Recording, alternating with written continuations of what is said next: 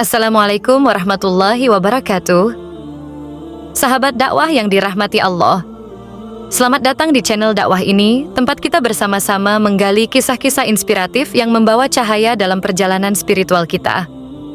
Hari ini saya mengundang Anda untuk mengikuti sebuah perjalanan yang menakjubkan. Sebuah kisah tentang pencarian kebenaran, keberanian, dan transformasi iman. Kita akan membahas perjalanan seorang mantan pendeta Kristen, Dr. Gerald Dirks, yang menemukan jalan menuju cahaya Islam. Mari kita selami kisahnya, yang penuh dengan keindahan dan pelajaran berharga. Di sebuah kota kecil di Amerika Serikat, di tengah tawa dan doa, seorang anak bernama Gerald Dirks dibesarkan dalam keluarga Kristen yang taat. Kenangan di awal masa kecil Gerald adalah mendengar suara lonceng gereja sebagai panggilan misa pada hari Minggu pagi di sebuah kota kecil dan terpencil tempat Gerald dibesarkan. Gereja Metodis yang sudah tua, bangunannya terbuat dari kayu, dilengkapi dengan menara yang di atasnya terdapat lonceng gereja. Jaraknya cuma 2 blok dari rumahnya. Ketika lonceng gereja berbunyi, mereka sekeluarga berangkat ke gereja untuk mengikuti misa setiap hari Minggu pagi. Dr. Gerald Dirks mengenang kembali masa kecilnya, mengawali kisahnya sebelum menjadi seorang Muslim. Di tahun 1950-an, gereja menjadi pusat kehidupan warga di kota-kota terpencil. Sejak kecil sampai kelas 8, Dirks rutin mengikuti sekolah Alkitab yang diselenggarakan setiap bulan Juni selama 2 minggu. Ia juga tetap rajin datang ke gereja untuk mengikuti misa setiap minggu pagi, dilanjutkan dengan sekolah minggu. Dirks kecil mengumpulkan banyak pin sebagai tanda kerajinannya hadir setiap minggu dan mendapat sejumlah penghargaan karena mampu menghafal isi Alkitab. Ketika Dirks duduk di bangku SMP, gereja Metodis di kota tempatnya tinggal ditutup, sehingga ia dan keluarganya pindah ke gereja Metodis di kota lain yang terdekat. Gereja itu lebih besar sedikit dibandingkan gereja di kotanya. Pada masa itulah, Dirks mulai merasa terpanggil untuk menjadi pastor dan mulai memusatkan perhatiannya untuk mengabdi pada gereja. Dirks yang mulai beranjak remaja aktif dalam organisasi Methodist Youth Fellowship, yang mengantarnya menjadi salah satu pengurus konferensi dan ketua distrik. Dia juga menjadi penceramah tetap dalam acara tahunan Youth Sunday. Aktivitas khutbahnya mulai menarik perhatian masyarakat luas. Dirks memberikan khutbahnya di berbagai tempat, selain di gereja. Pada usia 17 tahun, ia sudah menjadi mahasiswa di Harvard College. Tekadnya menjadi pastor sudah bulat.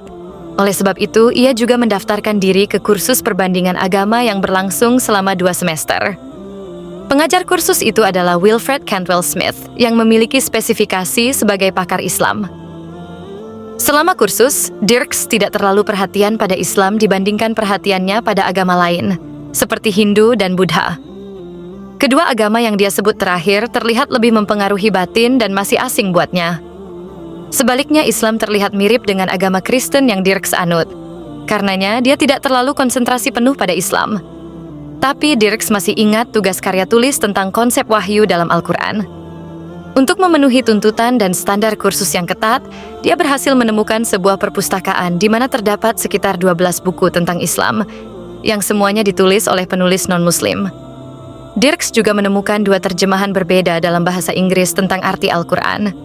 Di Harvard, ia dijuluki Holy Scholar karena Dirks menjadi salah satu calon mahasiswa teologi yang selalu diperhitungkan di akademinya.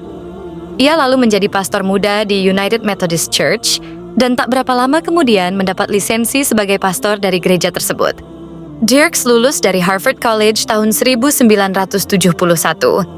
Ia lalu mendaftarkan diri ke Harvard Divinity School dan mendapat gelar Master of Divinity pada tahun 1974 setelah sebelumnya dicalonkan masuk dalam jajaran kepastoran United Methodist Church. Selama menyelesaikan pendidikan seminarinya, Dirks juga menyelesaikan program pendidikan untuk menjadi rohaniwan di Rumah Sakit Peter Ben Brigham di Boston. Setelah itu, ia bertugas sebagai pastor di 2 gereja United Methodist di daerah terpencil di Kansas selama beberapa tahun. Dirks mulai berminat pada Islam setelah ia berkenalan dan berinteraksi dengan sejumlah orang Arab Amerika yang kebetulan Muslim untuk keperluan menerjemahkan dokumen-dokumen bahasa Arab. Karena pada saat itu, Dirks dan istrinya sedang melakukan riset tentang sejarah kuda Arab.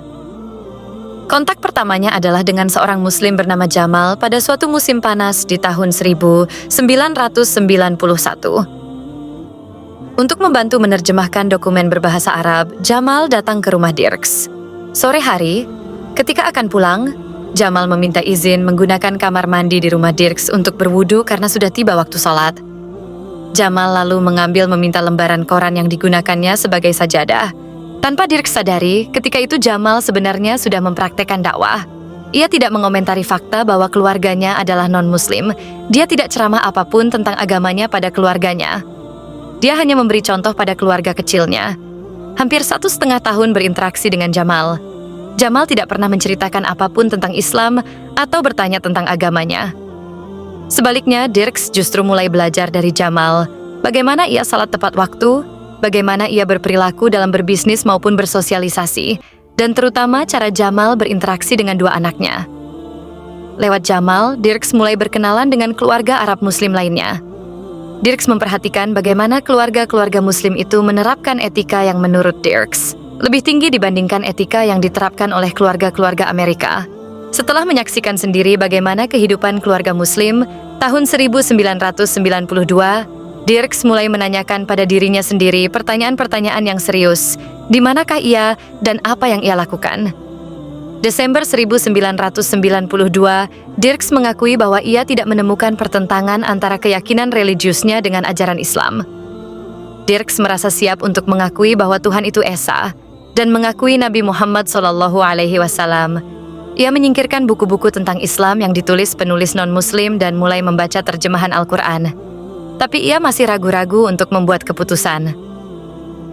Bulan Maret 1993, Dirks dan istrinya liburan ke Timur Tengah. Waktu itu bertepatan dengan bulan Ramadan.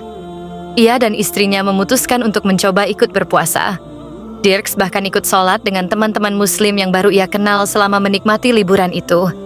Akhirnya, sekembalinya dari Timur Tengah, Dirks dan istrinya memutuskan untuk mengucapkan 2 kalimat syahadat. Setelah menjadi Muslim, Dirks memperdalam pengetahuannya tentang Islam antara lain di Universitas Islam Imam Muhammad Saud di Arab Saudi pada tahun 1998. Tahun 1999, Dirks menunaikan ibadah umroh dan haji.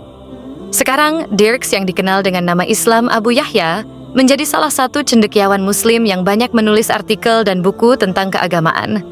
Ia juga memberikan kuliah tentang Islam di beberapa perguruan tinggi di Amerika Serikat, serta aktif dalam organisasi Muslim di Amerika Serikat seperti ISNA, ICNA, dan MAS. Melalui perjalanan hidupnya yang penuh liku-liku, Dr. Gerald Dirks atau Abu Yahya menjadi simbol harapan bagi banyak orang. Ia membuktikan bahwa perjalanan iman adalah sebuah perjalanan pribadi yang harus dilalui dengan keberanian dan ketulusan hati. Setiap orang memiliki hak untuk mencari dan menemukan kebenaran, terlepas dari latar belakang atau keyakinan mereka.